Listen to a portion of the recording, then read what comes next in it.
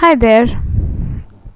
This is what I read for the month of August 2024.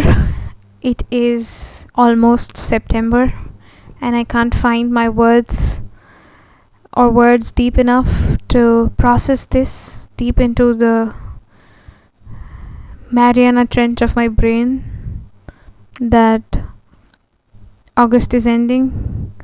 This year is almost done. It just started yesterday and it's almost done. I don't know how. Anyway, I'm just here to say what I read this month. Please forgive the fact that I'm not in the best of my appearances right now. Nor do I want to put up an appearance for the sake of a video. I like to be as authentic and raw as possible, even if 2 people watch my video, which is actually true. Only 2 people watch my video. And to those loyal 2 people, I love you. Love you to the moon and the back. Love you to the moon and back. Anyway, following that very awkward pause, we'd like to begin with the books that we read this month. The first among them being a recommended reading. Now, this was a recommended reading because I was doing a tutorial on the topic stream of consciousness movement with reference to either Virginia Woolf or James Joyce, and I chose Virginia Woolf.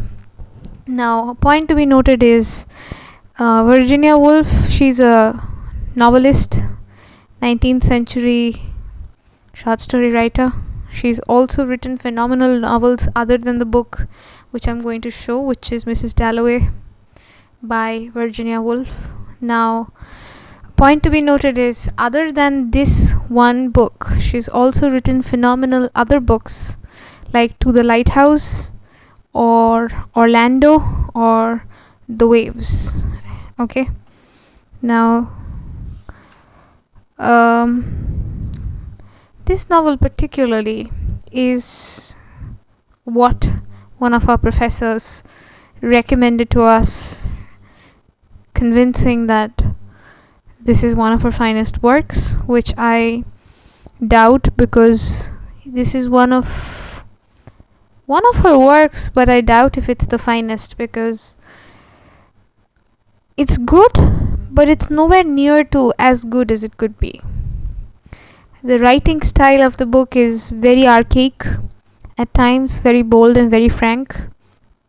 At times it's very roundabout.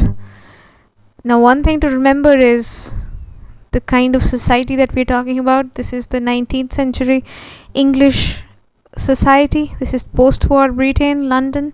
But oh my god, the writing in some parts is so confusing, and especially because I think it's meant to be confusing. And I think now that I think about it, one of the features of the stream of consciousness movement might have been the fact that there are so many long fragmented sentences. Sometimes they are long run-on sentences, sometimes they're long and fragmented, just hyphenated, conjuncted by a hyphen. Sometimes they are just so long and so run-on, and sometimes it jumps from one thought to another without any logical sequence. And so it makes the book very confusing. It's almost written in a gush kind of a thing. Anyway, this book kind of courses over one day of this very mindful and demure young lady. Her name is Clarissa Dalloway. She wants to throw a party in the evening, and so this has a very iconic first line. She goes to buy the flowers herself. She has a lot of maids, and she throws these incessant parties. She likes to talk to these people, arrange parties, and she has her etiquettes and manners and her lovely silk dresses sewn just for her. But deep down, she lives a very resentful life because she's not satisfied with the kind of life that she lives. She's deeply unhappy because of her psyche. So this particular book delves into the psyche of Clarissa Dalloway, her lover Peter Walsh, and So the book is intertwined between the monologues of Clarissa Dalloway and Septimus Smith, who are nowhere connected, family wise or friends wise, no.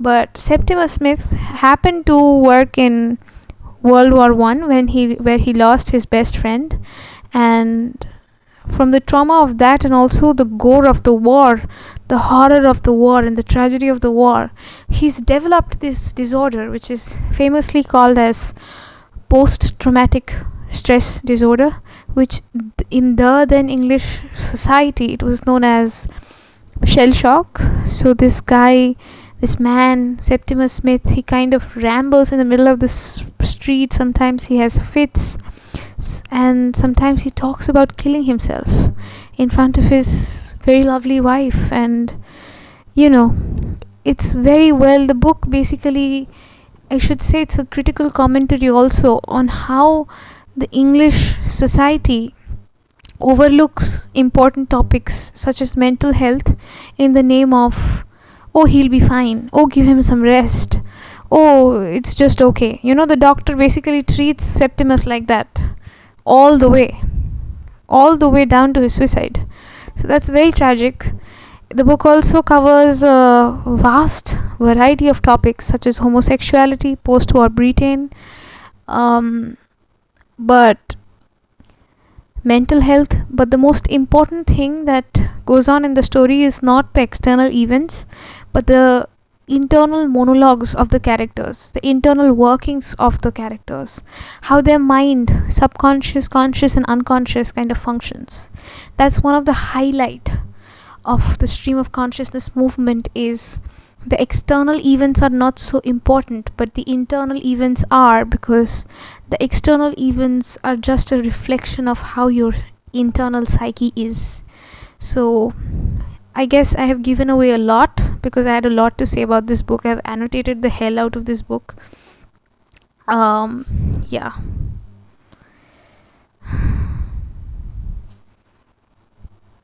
I would say you could pick this book up if you want to get a taste into how, if you want to dip your toes into Virginia Woolf's writing. With that, we move on to our second book, because I've rambled for about 7 minutes and 38 seconds about that book.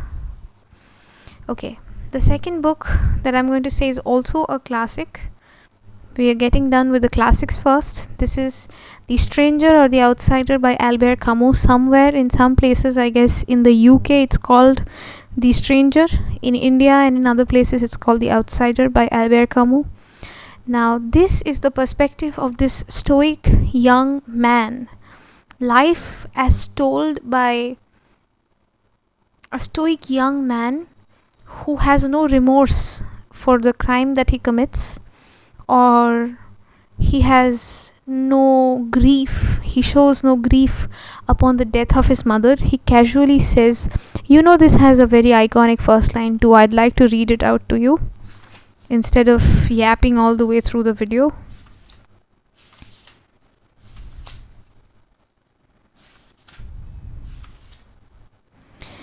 Mother died today, or maybe yesterday. I can't be sure. Mother died today, or yesterday. I can't be sure. That is the very famous first line of this book. And then it says, the telegram from the home says, your mother passed away. Funeral tomorrow. Deep sympathy. Which leaves the matter doubtful. It could have been yesterday. So this is Albert Camus' The Outsider, one of his finest works, I believe. He murders a man cold-bloodedly. This person who's also narrating the story also happens to be the protagonist of the story, and he murders this random Arab for no apparent reason, and he does not feel the need to stand up for a dog that is regularly beaten by his master. I think it's inhuman. You might think it's stoic. I think it's just inhuman. He does not feel a single ounce of, a single shred of sorrow for this woman who is regularly beaten by his lover, and yeah, he forms a bond of friendship with this man, and in the process of forming this friendship happens to kill one of the men associated with, I guess, illegally with this man. And he goes to prison and he talks about his days in prison. He also does not feel the need to defend himself. He just says, I'm guilty. He just says, yes, I've done this and this and this. And he's just very detached, would be a wrong word to say. He's just very stone-like. He lives life because he has breath in his body and not because he wants to live. So that is Albert Camus, The White Outsider. I will probably give it a 4 out of 5 stars because the writing, even though it's a classic, the writing is very strong, sharp, precise, and concise and clear. But the plot of the story is just the perspective from one person's point of view. So that's that. I like the weirdness of the book.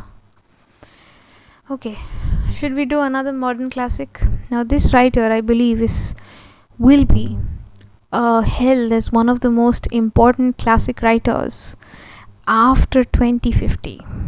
Until then, people will need some time because their brains are slow. They'll need some time to process his writing.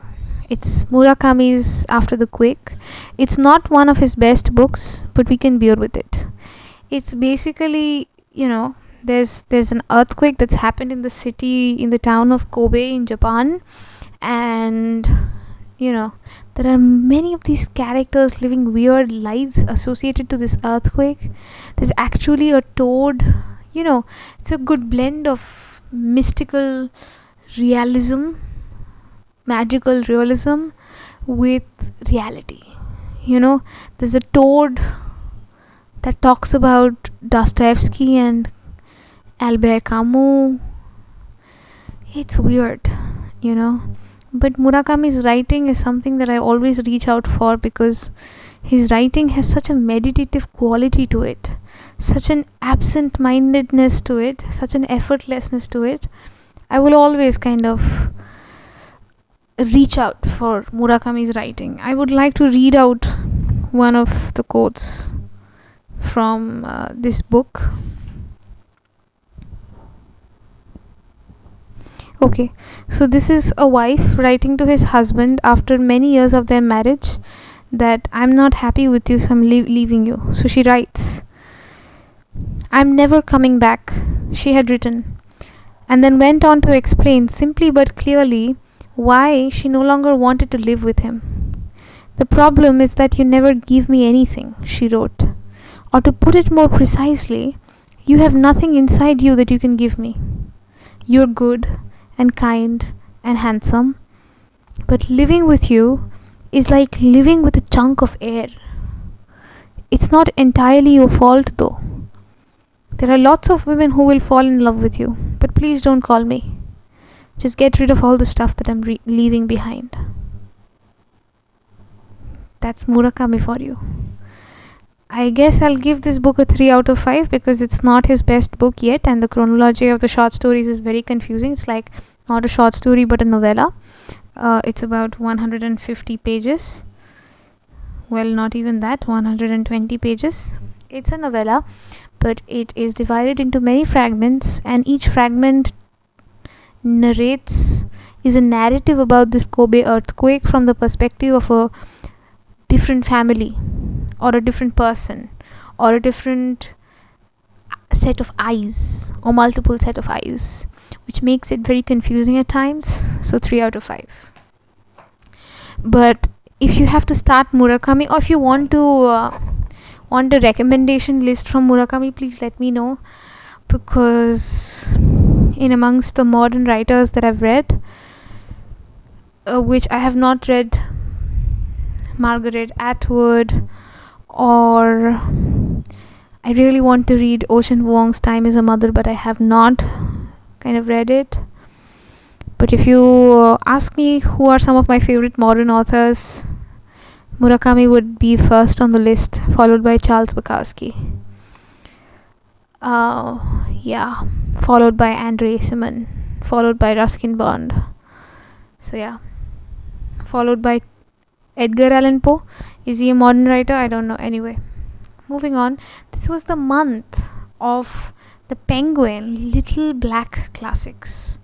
So I have had the privilege and the opportunity to read a lot of the Penguin Little Black Classics. And interestingly enough, I started the books with no expectation, but as I went through the pages, I found gems in all of these books. There are 5 here, there are 75 more that are in the room downstairs. If you want to see a video on Penguin Black Classics, Little Black Classics, comment down below. I can make a detailed video about which are the 80 books that I got and which are the books that you should read, because I'm in the process of reading the books. The first book that I read this month, which made me feel like I should get the entire set of Penguin's Little Black Classics, is Only Dull People Are Brilliant at Breakfast by Oscar Wilde. This is a set of aphorisms, witticisms,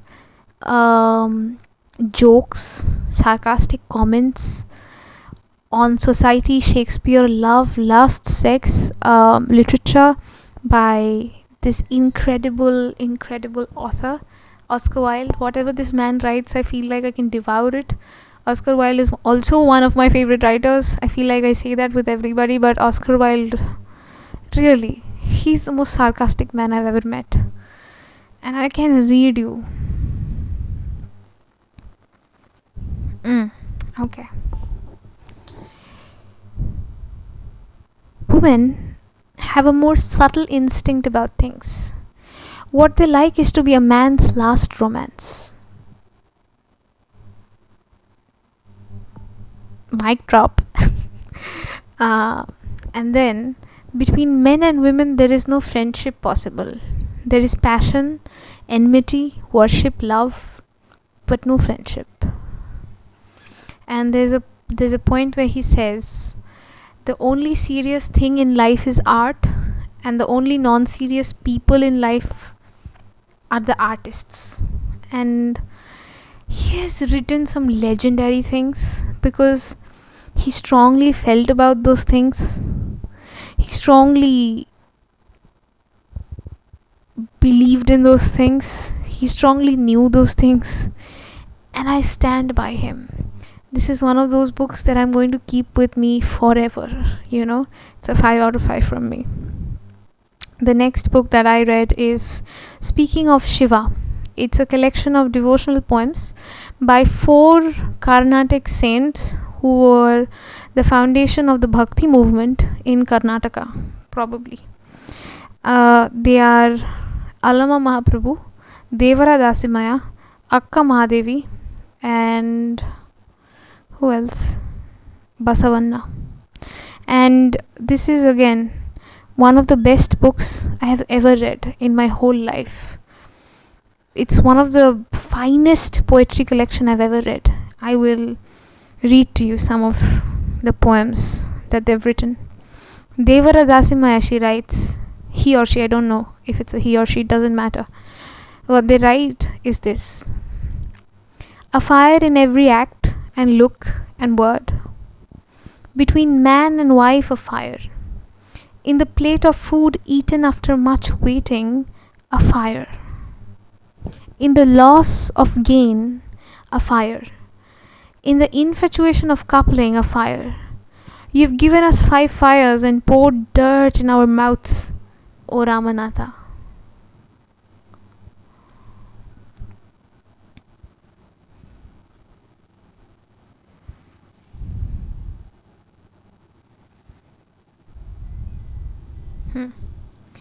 Basavanna writes, Make of my body the beam of a lute, of my head the sounding gourd, of my nerves the strings, of my fingers the plucking rods. Clutch me close and play your 32 songs, O Lord of the meeting rivers.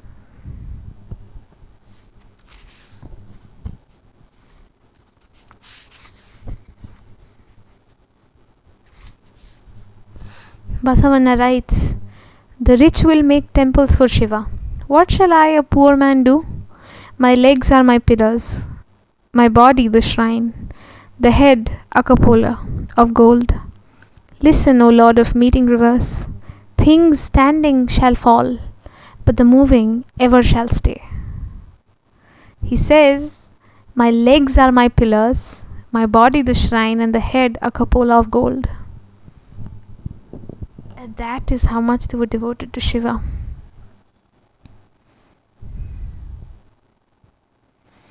Devara Dasimaya, she writes, hopefully she's a she. To the utterly at one with Shiva, there is no dawn, no new moon, no noonday, nor equinoxes, nor sunsets, nor full moons. His front yard is the true Benares, O Ramanatha. This is like 100 out of 5. The next book which I read this month is also a little black classic. It's called the Dhamnapada, which is a collection of aphorisms and teachings by Buddha on the nature of life, the spiritual path, fasting, good and evil, and the maras, and this the ever ongoing cycle of birth and death. It's a must read. And I don't mark it because it doesn't deserve to be marked. He's a guru. He should always be worshipped. The last book that I read this month is The Telltale Heart and Other Short Stories by Edgar Allan Poe. It is a series of devastating stories with devastating endings by this one man, Edgar Allan Poe. Of course, if you have ever heard the story of Telltale Heart, or if you have happened to read it, I mean, you know what I'm talking about. If you have not, please, I think online it's available, no? The Telltale Heart and Other Stories by Edgar Allan Poe. There are 3 stories: The Fall of the Usher House, The Telltale Heart, and there is The Cask of Amontillado. I'll read you a quote that's on the first page of the book. It says, presently I heard a slight groan, and I knew it was a groan of mortal terror, the low stifled sound that rises from the bottom of the soul. I think Edgar Allan Poe's writing kind of penetrates very deep into your soul, and yet it's a very dark and riveting style of writing. And with that, I am done with all the books that I read this month, which are about 7 books, short books that you can also read in a day. I hope you enjoyed the video and got some inspirations to pick up your next read. If you did, don't forget to hit that like button and subscribe. Yeah, I'll see you in the next video. I hope you ate something today. You were kind to your body, your mind, because it's very important. You deserve to eat, even if you have done nothing in the whole of the day. Trust me. Drink some water and move your body, because this is a machine like any other. I love you, and I'll see you in the next video. Bye.